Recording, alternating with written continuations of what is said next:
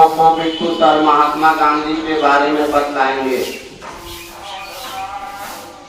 आज हम लोग एक ऐसे महान हस्ती के बारे में जानेंगे जिन्होंने न केवल भारतीय इतिहास को, राजनीति को, स्वतंत्रता आंदोलन को प्रभावित किया, बल्कि पूरे विश्व में अपनी छाप छोड़ने में सफल रहे। उनका नाम महात्मा गांधी है। महात्मा गांधी का जन्म 2 अक्टूबर 1869 ईस्वी में गुजरात के पोरबंदर में हुआ था और उन्होंने अपनी वकालत की पढ़ाई इंग्लैंड में पूरा किया। 1891 ईस्वी में पूरा करने के उपरांत जब भारत आए, फिर 1893 ईस्वी में अब्दुल्ला के वकील के रूप में दक्षिण अफ्रीका गए, परंतु दक्षिण अफ्रीका में उनका अनुभव बहुत ही खट्टा मीठा रहा। उनको रेल के यात्रा के दौरान काफी परेशानियां झेलना पड़ा था। महात्मा गांधी को फर्स्ट क्लास का टिकट लेने के बावजूद भी उसे तीसरे दर्जे में यात्रा करने के लिए मजबूर किया जाने लगा। इससे वे काले और गोरे के भेद के बारे में जान पाया। वह अन्य भारतीयों के दुख दर्द को दूर करने के उद्देश्य से फिनिक्स फर्म का स्थापना किया और भारतीय ओपिनियन नामक पत्रकारिता का संपादन करके पत्र को उन्होंने प्रकाशित किया और अपने विचारों को जन जन तक फैलाने का प्रयास किया।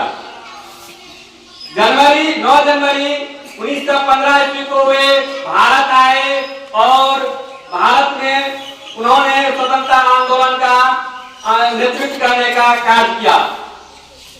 1916 ईस्वी में उन्होंने अहमदाबाद में साबरमती आश्रम का नींव रखा और 1917 ईस्वी में राजकुमार शुक्ल के आग्रह पर बिहार आए और बिहार के नील आंदोलन का नेतृत्व किया। उस समय में बिहार के चंपारण के अलावा अन्य जगहों पर नीलहे यूरोपीय भारतीय किसानों पर अत्याचार किया करते थे और 3 कब्जा पद्धति के तहत भारतीय किसान को, बिहार के किसान को नील की खेती करने के लिए मजबूर करते थे।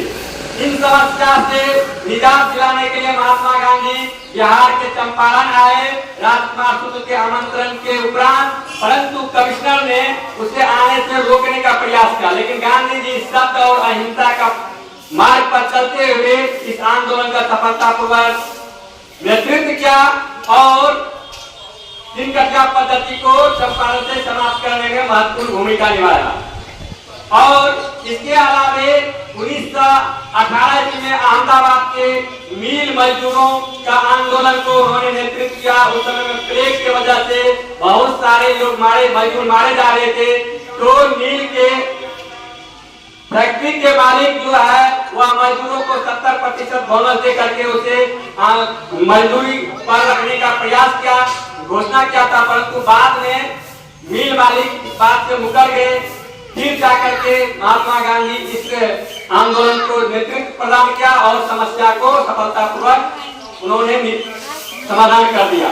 13 आंदोलन 1918 में ये भी महात्मा गांधी के नेतृत्व में ही लड़ा गया था, परंतु 1919 में जब जलियांवाला बाग हत्याकांड हुआ उसके पहले रोलेट एक्ट आया।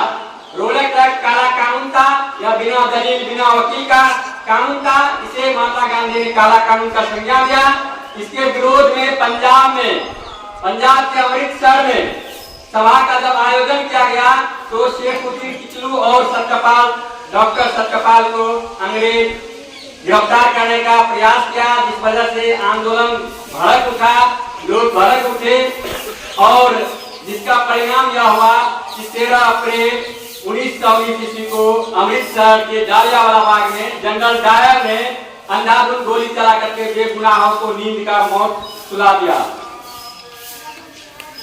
1919 ईस्वी में महात्मा गांधी खिलाफत आंदोलन का नेतृत्व किया और 1920 ईस्वी में असहयोग आंदोलन के माध्यम से महात्मा गांधी अंग्रेज को अपने बात को मनवाने का प्रयास किया और यह आंदोलन चौरी चौरा की घटना के उपरांत हालांकि स्थगित कर दिया गया था।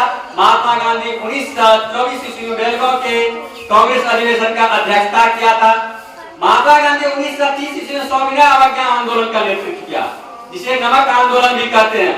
यह आंदोलन भी काफी महत्वपूर्ण रहा और भारतीय स्वतंत्रता आंदोलन का मील का पत्थर साबित हुआ।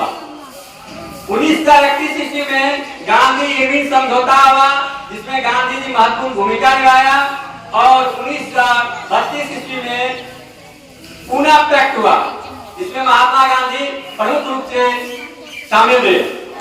1942 ईस्वी में महात्मा गांधी के नेतृत्व में भारत छोड़ो आंदोलन संपन्न हुआ, चलाया गया, जिसके फलस्वरूप महात्मा गांधी भारत को आजाद करने में सफल रहे थे। महात्मा गांधी कई पुस्तक का भी रचना किया था, जिसमें सत्य की खोज उनका एक पुस्तक था। इसके अलावा अन्य कई और पुस्तक भी थे।